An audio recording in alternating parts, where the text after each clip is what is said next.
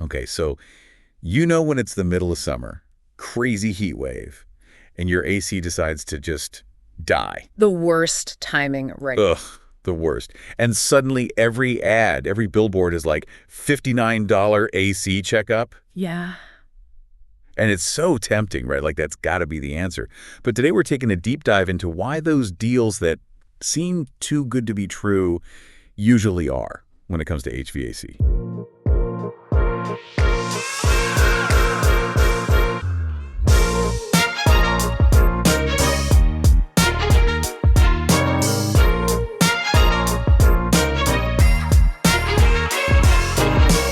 So much psychology goes into this, like that low price. Right. It kind of messes with their brains. There's actually like a name for it. Psychologists call it the anchoring effect, I think.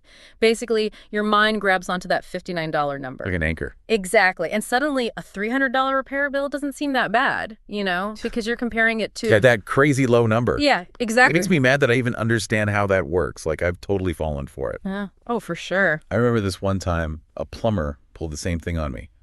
Tiny leak under the sink, right? Uh-huh. Super cheap to come out and look at it. Yeah. But then, bam, apparently I needed like 5 different parts. It's classic. The low diagnostic fee, it's just a way to get your foot in the door. Here's something I've always wondered. What about those companies that are just like overflowing with deals? Mm-hmm. You go to their website and it's like a used car lot of coupons and guarantees. Oh, yeah. Flashing lights, the whole 9 yards. Is that like a good sign? Yeah. Because it just feels like they're trying too hard. Honestly, that's a huge red flag. Like, think about it. The really good companies, the ones you want to hire, they stay in business because they do great work. Right? Word of mouth, yeah. Exactly. People tell their friends, not because they're running a constant 50% off sale. Those flashy offers, a lot of times they're hiding something. It could be cutting corners on quality, Or maybe they're not that experienced, so they use low prices to attract customers. So basically, do your research. Don't just jump at the first cheap offer you see. Exactly. It's worth taking a little extra time to find someone you can trust. So how do we actually do that? Yeah. How do we avoid this low price trap? I did notice in the article we have for today, they mentioned a company, Plum Trade Services, as a good example of how to be upfront with pricing. Oh, yeah, Plum's a good example. And this isn't about, promoting one specific company or anything. Of course, of course. But it's more about, like, what to look for in general. So Plum, they do this thing, upfront pricing, no hidden fees, no bait and switch tactics. You call them, they tell you exactly what you're paying for before they even come out. Oh, that's so much less stressful. Way less stressful, right. You want a company that's transparent like that. Transparency is key. Mm-hmm. So look for upfront pricing. Got it. What else? Any other tips from the article our listeners should know? Yeah, they had some good practical advice. Always ask about the diagnostic fee before you schedule anything.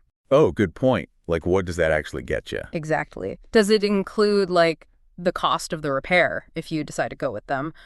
Or is it just for them to walk in the door and look around? You want to be super clear on that up front. Yeah, don't be afraid to ask those questions. Exactly. And I think the biggest takeaway from all this is that lowest price doesn't always mean the best value.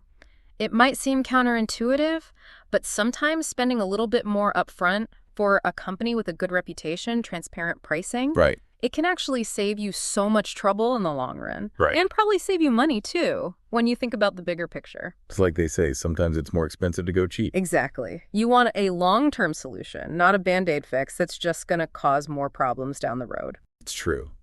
Okay, so listeners, next time you're facing down a broken AC and those tempting deals start popping up, just remember everything we talked about today, okay? Yeah. Do your research, ask those questions, and choose quality and transparency over just the cheapest price tag. Couldn't have said it better myself. And that's it for today's deep dive. We'll be back next time with more tips and tricks to help you navigate the world of HVAC.